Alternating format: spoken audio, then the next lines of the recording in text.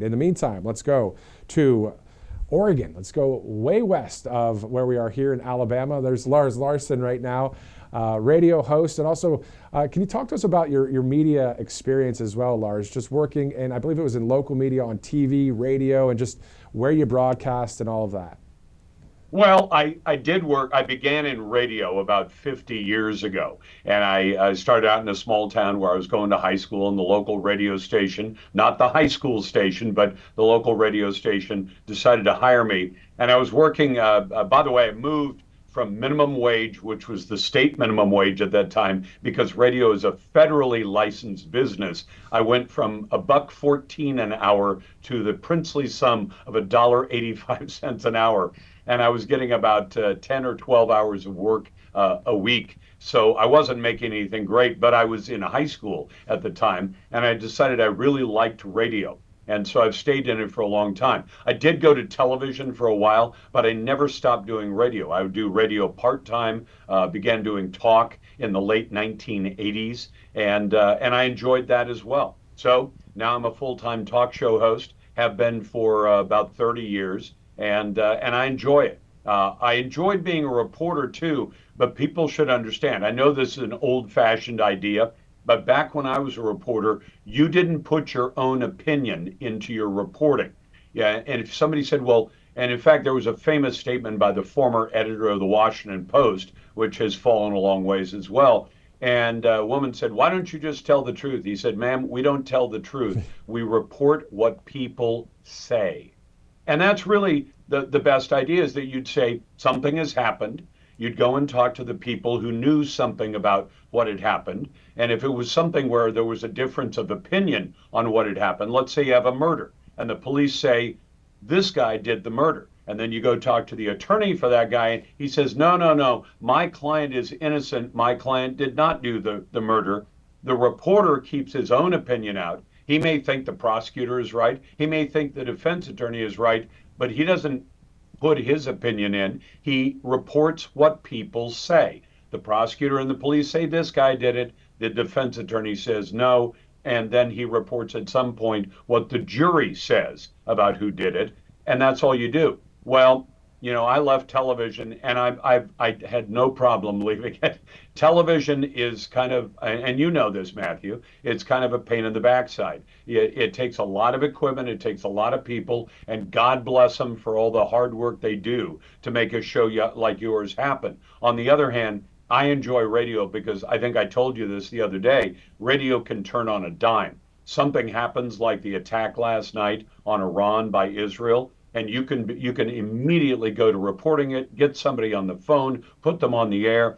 Television has gotten a lot faster than it was when I left it about 25 years ago, but I still like the freedom of radio, and I like the freedom to say, I still act like a reporter. I will tell people, here are the facts that I know, and here's where I got that information, so you can test it. And then here's my opinion on what I think all that information means. That's the one thing that I would add in today. So I call myself an opinion journalist. And there have been lots and lots of opinion journalists over the years. We all know the names of them. Paul Harvey was one of them. Even Walter Cronkite did a commentary every single day. So he gave his opinion on the radio, and he reported the news on television. He did tilt a little bit to the left, but you know, that's part of history. And so there are lots of people who've done opinion journalism. And in fact, in the original journalists were mostly opinion people. In fact, the name of our country, do you know where the name of our country came from, Matthew? Enlighten me. Huh? Enlighten me. Oh, Amerigo Vespucci. Right. And Amerigo Vespucci was a true journalist in the sense that he would get on ships, travel to places, and get off the ship and meet people and look around, and then he would write down in his journal what he found. And when he got back, I don't know if he went back to Spain or to Italy, he would then offer up to the newspapers his accounts of what he saw and experienced. And I guarantee you, Amerigo Vespucci's journals were full of opinion. about what he had seen, and he wasn't just reporting the facts. And we've seen that with newspapers. Obviously, it was first with newspapers, then radio, then television, and we look at opinion editorials, the op-ed section, right, or the columnist section.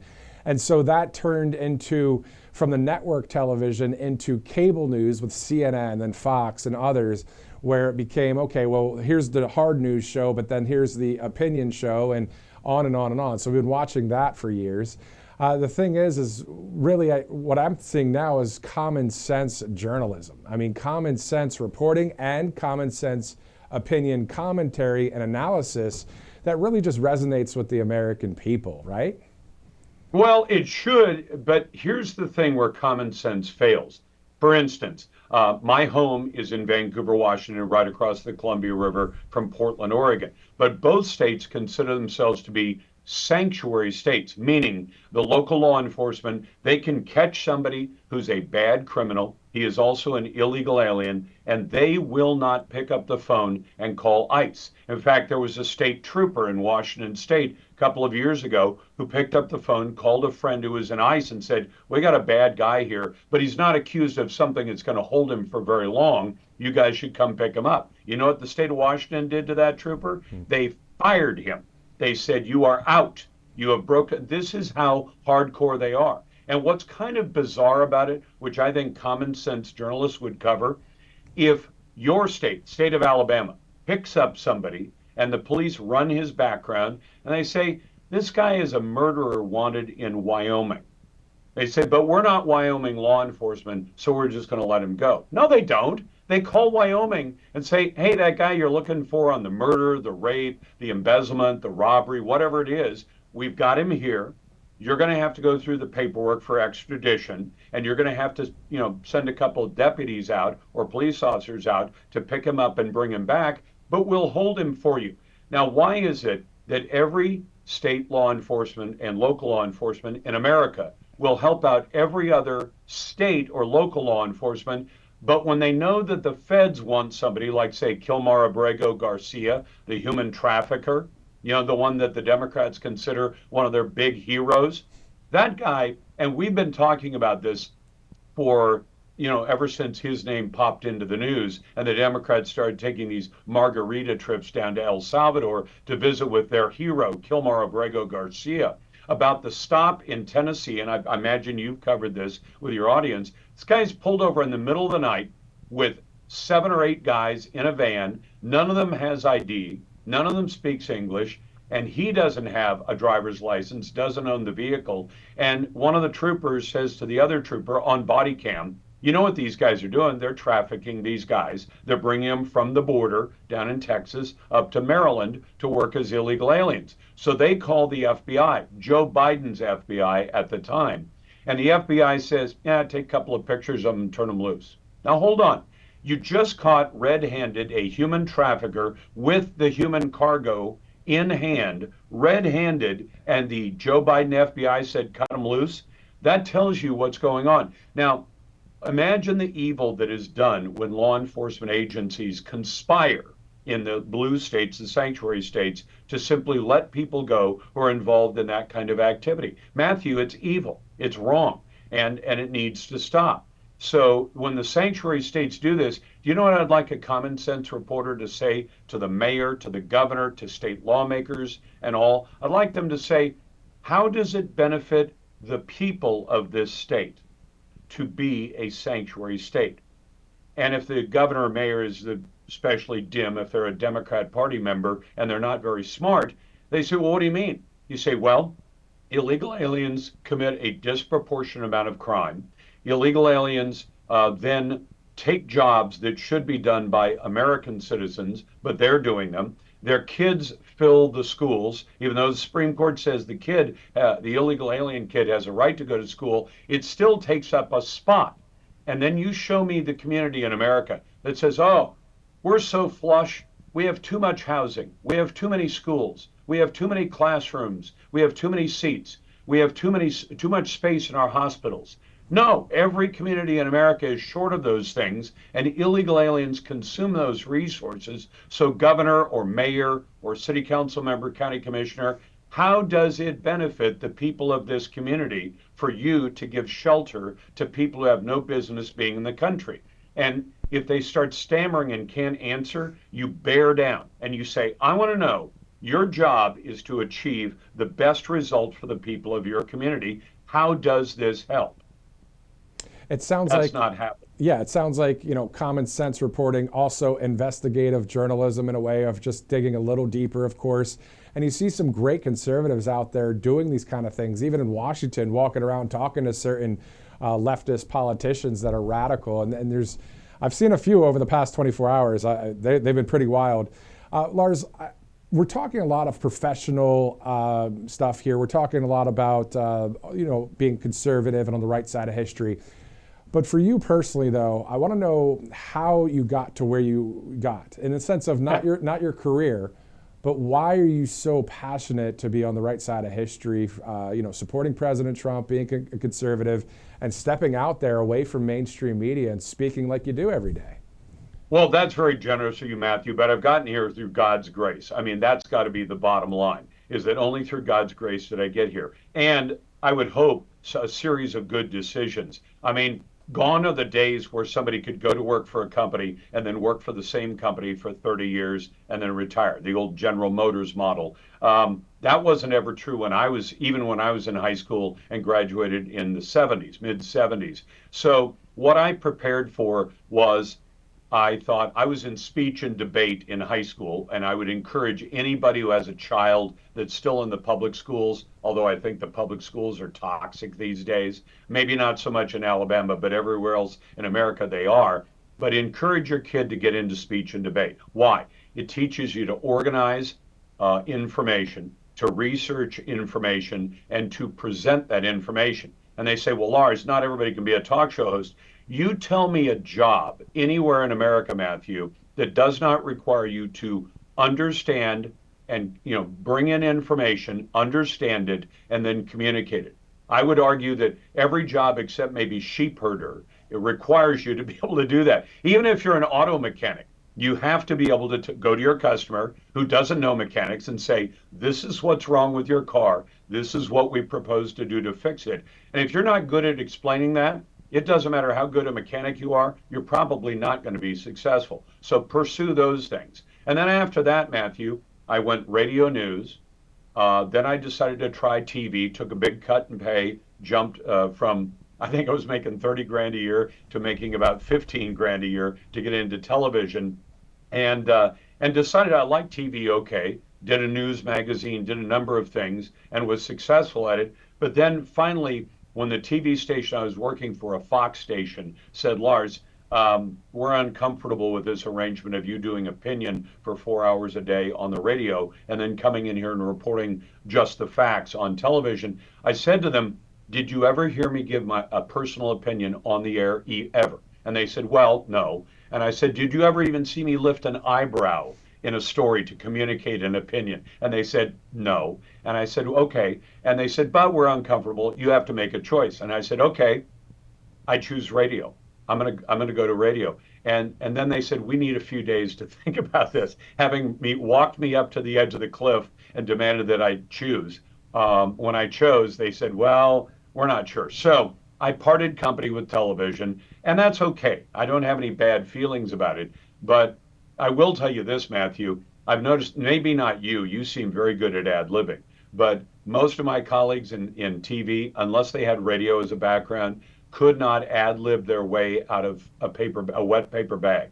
And it was sad, because most radio people are used to being able to absorb a bunch of information, pick up their cell phone these days, back in my days it was landline phones, and say, call the station and say, I'm ready to do that report. And I did it when Mount St. Helens was going off. And if you didn't have that ability to, consume all that information, organize it, and then deliver it to an audience in 50 seconds in a way that actually made sense, then you didn't last very long. And also without having a teleprompter and without having a written script. And there's two indirect shout outs that I can give for the reason why I'm able to kind of ramble on here a little bit.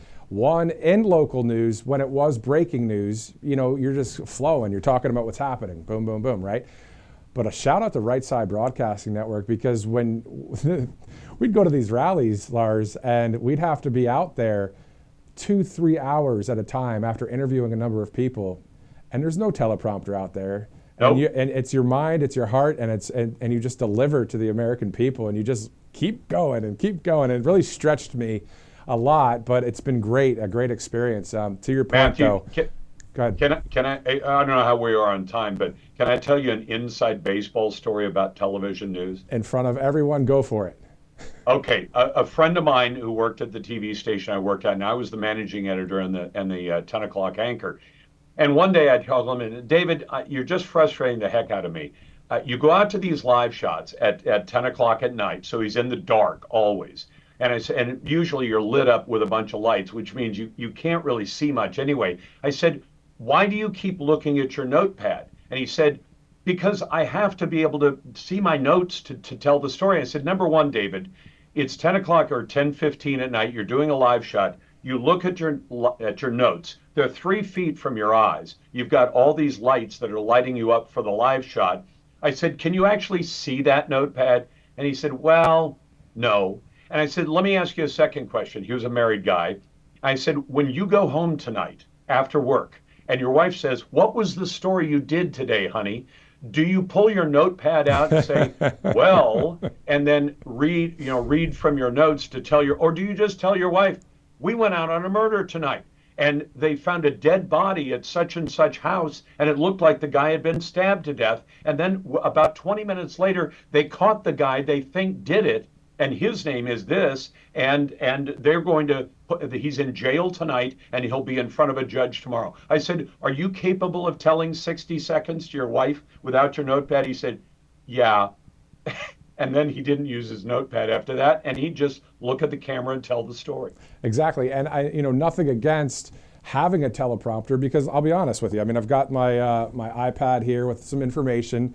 President Trump, when he's at the rallies, he still has a teleprompter. Sometimes, like at Fort Bragg, he just read through some of his speech to nail some points. But of course, he loves it when he doesn't have to use one. He can riff, like you're riffing, I'm riffing right now. So anyway, so here's the thing, Lars. Obviously, people are watching right now. We got deep into some media conversation there. But what we've been monitoring, if you're just joining us now, of course, is the National Security Council meeting at the White House with the Situation Room to see if there's any information that comes out of that. As of this point, we haven't seen any details. Are you talking about the Iran attack? Yes, they're having that meeting there. Have you shared with your audience yet what the Israelis have been brilliant about this. They managed to get the dimwits to wear the pagers with the explosive inside. That was a good move. Apparently, in this, all I know is that they managed to manipulate the Iranian leadership to think they needed to call a meeting yesterday. And they knew the Israelis knew where the meeting was going to be. So they get the top leadership of their nuclear program to all meet in one place. And the Israelis the IDF knew where the meeting place was going to be. And then they bombed the daylights out of it, which I think is just brilliant. Well, the intelligence community there in Israel, it's called Mossad. They were able to, research there, and then they did the strike. So, yeah, we're looking forward to hearing from the president, again, President Trump, as he has spoken on Truth Social a few times. Lars, guess what? You've been on twice today. This is going to be a trifecta because you speak on behalf of All Family Pharmacy as well. So I do. We got to get to that interview that was recorded recently, but it'll be good to have you on again soon. Thank you so much, Lars. Matthew, have a wonderful weekend, and God bless everybody watching Right Side Broadcasting. Amen. Thank you, sir. Take care. You too. That was awesome.